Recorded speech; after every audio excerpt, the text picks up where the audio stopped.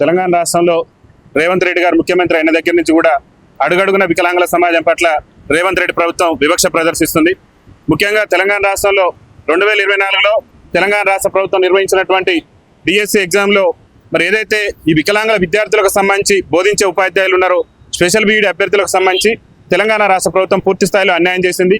ఈ అన్యాయానికి సంబంధించి కూడా గౌరవ ముఖ్యమంత్రి రేవంత్ రెడ్డి గారికి సంబంధించి లేఖను కూడా మేము అందజేయడం జరిగింది.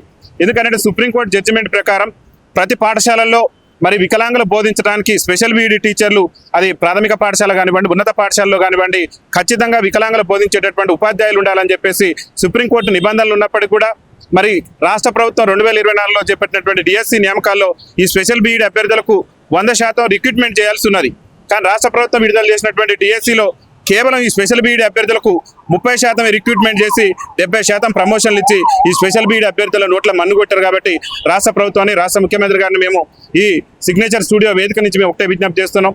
దయచేసి వికలాంగుల పిల్లలకు బోధించేటటువంటి ఉపాధ్యాయుల నియామకం అనేది రాష్ట్రంలో జరగాలి.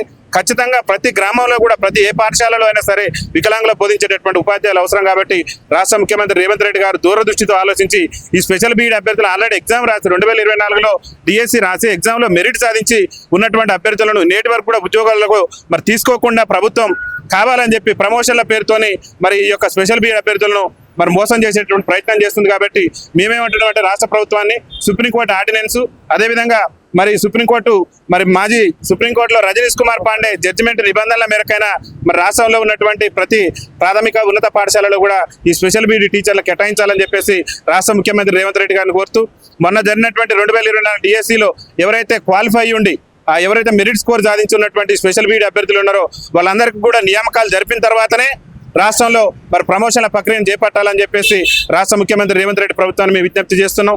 ఈ సమస్య మీద సుప్రీంకోర్టు ఆదేశాలను అదేవిధంగా రజనీష్ కుమార్ జడ్జిమెంట్ నిబంధనలు ఫాలో కావాలని చెప్పేసి మరి రాష్ట్ర ప్రభుత్వానికి సంబంధించినటువంటి మంత్రులను అదేవిధంగా వికలాంగుల సంక్షేమ శాఖ మంత్రి అయినటువంటి అడ్డూరి లక్ష్మణ్ గారిని కూడా ఎందుకంటే ఇది వికలాంగుల పిల్లల భవిష్యత్తు సంబంధించింది కాబట్టి వారిని కూడా కలిసి మేము అనేక సందర్భాల్లో మెమోరాండం సమర్పించడం జరిగింది. గౌరవనీయులు మంత్రివర్యులు ముఖ్యమంత్రి గారి దగ్గర ఉండేటటువంటి సీతక్క గారికి కూడా మేము మెమోరాండం సమర్పించడం జరిగింది. అయినా కానీ ప్రభుత్వం నుంచి సానుకూల స్పందన లేకపోవడం వల్ల ఈ ఎవరైతే వైకల్యం ఉన్నటువంటి పిల్లలు మరి సరైనటువంటి ఉపాధ్యాయులు లేక వాళ్ళు విద్యకు దూరం అయ్యేటటువంటి అవకాశం ఉంది. కాబట్టి రాష్ట్ర ప్రభుత్వం రాష్ట్ర ముఖ్యమంత్రి గారు వెంటనే దూరదృష్టితో ఆలోచించి ఈ స్పెషల్ బీఈడి అభ్యర్థులను నియామకాలు మెరిట్ స్కోర్ ఉన్నటువంటి అభ్యర్థులు దాదాపు 92 మంది ఉన్నారు, 94 మంది ఉన్నారు. ఆ 94 మందిని కూడా వెంటనే ఉద్యోగాలు వాళ్ళకు ఉద్యోగ అవకాశాలు కల్పించి వికలాంగులైనటువంటి విద్యార్థులకు న్యాయం చేయాలని చెప్పేసి రాష్ట్ర ముఖ్యమంత్రి రేవంత్ రెడ్డి గారిని మేము విజ్ఞప్తి చేస్తున్నాం. అదేవిధంగా రాష్ట్రంలో వికలాంగుల మీద దాడులు పెరిగిపోతున్నాయి. కాంగ్రెస్ పార్టీ ఎన్నికల మేనిఫెస్టోలో రాష్ట్ర ముఖ్యమంత్రి రేవంత్ రెడ్డి గారు చెప్పినారు. ఏమని చెప్పారంటే మేము అధికారంలోకి వస్తే రాష్ట్రంలో వికలాంగుల అట్రాసిటీ చట్టాన్ని సమర్థవంతంగా అమలు చేస్తానని చెప్పారు. రేవంత్ రెడ్డి గారు అధికారంలోకి వచ్చినాక చట్టాన్ని సమర్థవంతంగా అమలు చేయడమే కానీ ఈ తెలంగాణ రాష్ట్రంలో అడుగడుగున వికలాంగుల సమాజం మీద వివక్షలు దాడులు పెరిగిపోతున్నాయి. అందుకు అనేకమైనటువంటి ఉదాహరణలు ఉన్నాయి. రేవంత్ రెడ్డి గారు పిసిసి అధ్యక్షుని హోదాలో మేము వికలాంగుల హక్కుల చట్టాన్ని అమలు చేస్తాం, ఆ కాంగ్రెస్ పార్టీకి ఓటేయండి, మీ వికలాంగులందరూ మమ్మల్ని ఆదరించండి అన్నారు. మేము ఓటేసి ఆదరించి ముఖ్యమంత్రి సీట్లో కూర్చోబెట్టినాక సీనియర్ ఐఏఎస్ అధికారి ప్రభుత్వంలో రేవంత్ రెడ్డి ప్రభుత్వంలో సీనియర్ ఐఏఎస్ అధికారి స్మితా సబర్వాల్ గారు వికలాంగులు సివిల్స్ పనికిరారు, దానికి పనికిరారు, దీనికి పనికిరారు అని చెప్పి మా వికలాంగుల సమాజాన్ని ఆత్మగౌరవాన్ని దెబ్బతీసే విధంగా ఆ వ్యాఖ్యలు చేస్తే నేటి వరకు ఆమె మీద చర్యలు తీసుకోలేదు. నిన్న జగిత్యాల జిల్లాలో ఒక దారుణ ఘటన చోటు చేసుకుంది. మాకు రక్షణ కల్పించవలసినటువంటి పోలీసులే ఇవాళ నిన్న ఒక జిల్లా కలెక్టరేట్ లో దారుణంగా ఒక పోలీస్ కానిస్టేబుల్ మా వికలాంగులు వీడ్చుకెళ్ళినటువంటి సంఘటన జగిత్యాల జిల్లాలో చోటు చేసుకున్నది. కలెక్టర్ గారు కూడా పోలీసు వాళ్ళు వీడ్చుకెళ్తున్నటువంటి సందర్భంలో జిల్లా అధికారి అక్కడనే ఉండి కూడా కనీసం స్పందించకుండా మరి ఆ నేటి వరకు కూడా అధికారి మీద చర్యలు తీసుకోలేదు. రాష్ట్ర ప్రభుత్వాన్ని ఎందుకంటే హోంశాఖ కూడా శాంతి భద్రతలు పరిరక్షించేటటువంటి శాఖ కూడా రాష్ట్ర ముఖ్యమంత్రి గారి మీద ఉన్నది. రాష్ట్ర ముఖ్యమంత్రి అడుగడుగున విపక్ష ప్రదర్శించారు.